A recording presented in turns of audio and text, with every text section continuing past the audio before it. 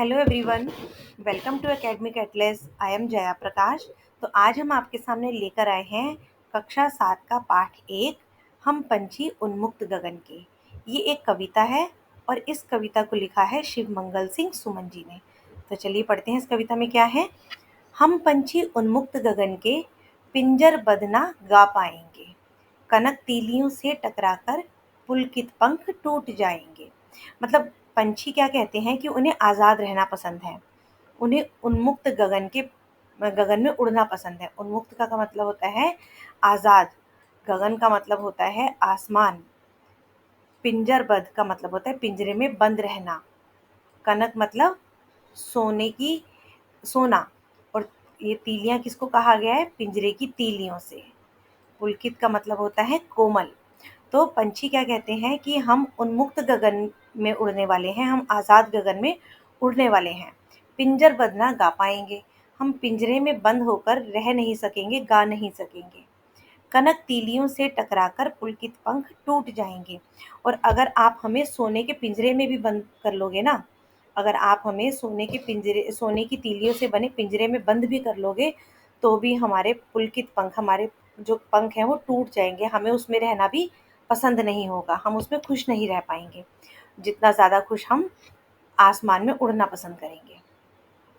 हम बहता जल पीने वाले, मर जाएंगे भूखे प्यासे, कहीं भली है कटुक निबोरी, कनक कटोरी की मैदा से।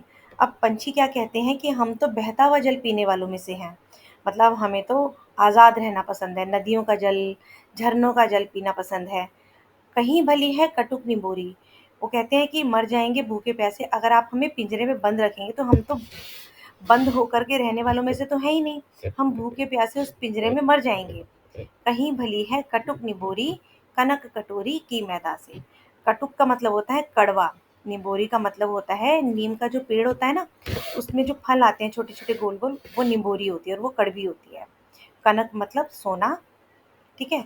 तो पंछी क्या कहते हैं कि अगर आप हमें सोने की कटोरी में खाने के लिए मैदा भी दे दोगे, तो उससे कहीं ज़्यादा अच्छी हमें क्या लगेगी, नीम की कड़वी निबोरी, क्योंकि वो हम आज़ाद होकर खाएंगे। स्वर्ण श्रृंखला के बंधन में अपनी गति उड़ान सब भूले, बस सपनों में देख रहे हैं तरु की फुनगी पर के झूले। अब स्वर्ण का मतलब होता है सोना, तो पंछी क्या कहते हैं कि स्वर्ण श्रृंखला के बंधन में, कि अगर आप हमें सोने के पिंजरे में भी बंद कर लोगे या किसी भी पिंजरे में बंद कर लोगे, तो हम अपनी गति, अपनी उड़ान भरना भूल जाएंगे, हम तो उड़ना ही भूल जाएंगे। बस सपनों में देख रहे हैं तरु की फुनगी पर के झूले। अब वो क्या कहते हैं पंछी कि तरु का मतलब होता है पेड़, फुनगी का मतलब होता है पेड़ की सबसे ऊंची डाल। तो वो पंछी क्या कह रहे हैं कि अब तो हम सिर्फ आपने हमें मनुष्य ने हमें जो पिंजरों में कैद कर लिया है, तो अब हम जिस तरह से पेड़ की सबसे ऊंची डाल पर झूलते थे ना, वो तो सब हम भूल चुके हैं, और उनको तो हम एक सपना सा सोच चुके हैं, हमारे लिए तो एक सपना बन गया है कि हम कभी उस तरह से पेड़ की सबसे ऊंची डाल पर झूला करते थे। तो वो अब हमारे लिए एक सपना बनकर रह गया, क्योंकि तुम सबने हमें कैद कर लिया है।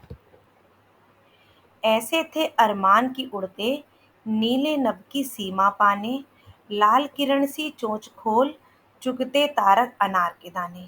अब पंछी क्या कहते हैं कि जो पंछी हैं वो ये कहते हैं हमारे अरमान तो ऐसे थे कि हम नीले नभ यानी नीले आकाश की ऊंचाइयों तक उड़े, खूब ऊंचा ऊंचा उड़े।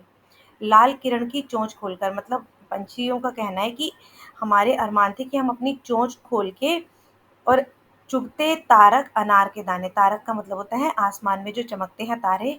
तो वो कहते हैं कि हमारे अरमान थे हम खूब ऊंचे नीले आसमान में उड़े, और रात को अनार के जैसे दानों वाले तारों को हम अपने चोंच से चुने, उनको चुगे। होती सीमाहीन क्षितिज से इन पंखों की होड़ा होड़ी, या तो क्षितिज मिलन बन जाता, या तनती सांसों की डोरी। अब वो क्या कहते हैं कि हम तो होड़ लगाते थे, होड़ का मतलब हम एक दूसरे से रेस लगाते थे कि कौन सबसे ऊंचा उड़ सकता है। इन पंखों की होड़ा-होड़ी मतलब आपस में हम लोग उड़ते थे, खेलते थे और इतना ऊंचा उड़ने की कोशिश करते थे कि एक दूसरे से हम होड़ लगाते थे, एक दूसरे से आगे जाना चाहते थे। या तो क्षितिज मिल बन जाता, मतलब कि या तो हम वहां तक पहुंच जाते जहां पर धरती और आसमान मिलता है, या तो तंती सांसों की डोरी, या तो फिर हमारी सांसों की डोर जो है वो टूट जाती, हम मर जाते। नीड़ न दो चाहे टहनी का, आश्रय छिन भिन्न कर डालो, लेकिन पंख दिए हैं तो आकुल उड़ान में विघ्न ना डालो। अब पंछी बेचारे क्या कह रहे हैं मानव से कि हमें कैद मत करो। नीड़ ना दो, नीड़ का मतलब होता है घोंसला, चाहे टहनी का, वो कहते हैं कि चाहे हमें आप रहने के लिए पेड़ की टहनी पर बना हुआ घोंसला मत दो, वो तोड़ दो हमारा। आश्रय छिन्न भिन्न कर डालो, आश्रय का मतलब होता है रहने का स्थान, तो जिस जगह हम रहते हैं चाहे हमारा वो घोंसला भी तोड़ डालो, लेकिन पंख दिए हैं तो आकुल उड़ान में विघ्न न डालो। लेकिन अगर ईश्वर ने हमें उड़ने के लिए पंख दिए हैं तो हमारी उड़ान में आप विघ्न ना डालो। विघ्न का मतलब होता है रुकावट, तो आप हमारे उड़ने में रुकावट ना डालो, हमें उड़ने दो, कम से कम हमें इस चीज़ की आज़ादी दो। अगर ईश्वर ने हमें उड़ने के लिए पंख दिए हैं तो हमें आप उड़ने दो, हमें कैद ना करो। तो देखा किस तरह से पंछी अपने आज़ादी को खोने पर डर रहे हैं। उनका कहना है कि चाहे आप हमारे घोंसले तोड़ दो, चाहे हमारे रहने का स्थान छीन लो, लेकिन अगर हमें उड़ने के लिए ईश्वर ने पंख दिए हैं तो हमें उड़ने दो। तो ये बहुत ही सुंदर कविता जो पंछियों के आज़ादी के लिए लिखी गई है शिवमंगल सिंह सुमन जी ने। बहुत ही सुंदर कविता है, इसको आप अच्छे से पढ़िए, समझिए, बहुत आसान है समझने में। अगर आपको ये वीडियो पसंद आई हो तो इसको लाइक कीजिएगा, सब्सक्राइब कीजिएगा, अपने फ्रेंड्स के साथ शेयर कीजिएगा। नेक्स्ट वीडियो में मैंने इसके प्रश्न उत्तर, इसका भावार्थ भी डाला है, तो प्लीज़ उस वीडियो को भी ज़रूर देखिएगा। बाय।